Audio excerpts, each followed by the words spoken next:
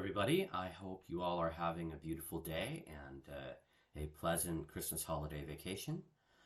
So the point of this video and the videos after it is is there are several reasons behind it. One, I want to share the things that I've been studying for the last couple of years. Two, I'm hoping that by sharing them, I can get some helpful input as to some of the gray areas in what I have been studying. So, as many of you know, for the last number of years I've been studying Egypt. Um, and the reason I've been studying Egypt, there are a number of reasons. I always wondered for years, Hollywood and most of academia will tell us, um, things about what we believe are Bible truth. For example, there are a number of movies out and a number of animations out that say that the Pharaoh Ramses was the Pharaoh of the Exodus. And of course, a lot of people put a lot of time and effort into those productions. But even though a lot of time and effort went into those productions, that doesn't always mean that it's always correct.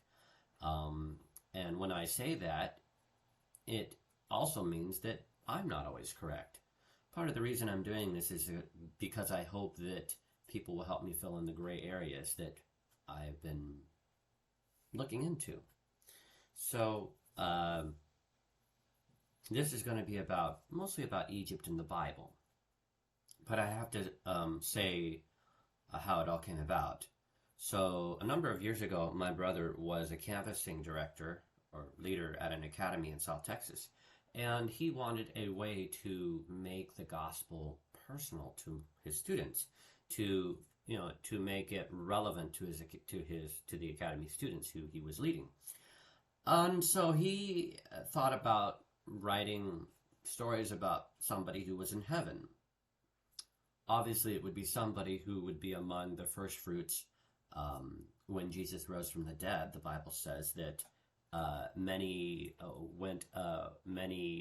were resurrected, and they were the first fruits that went with him to heaven. And so he thought about writing a story about one of those people. And, what they did in heaven, what they experienced, what it was like, and sort of things they would do while they were there. And he thought, well, that'd be a good way to reach out to them. So that's what he did. So for several years, my research has been about Egypt.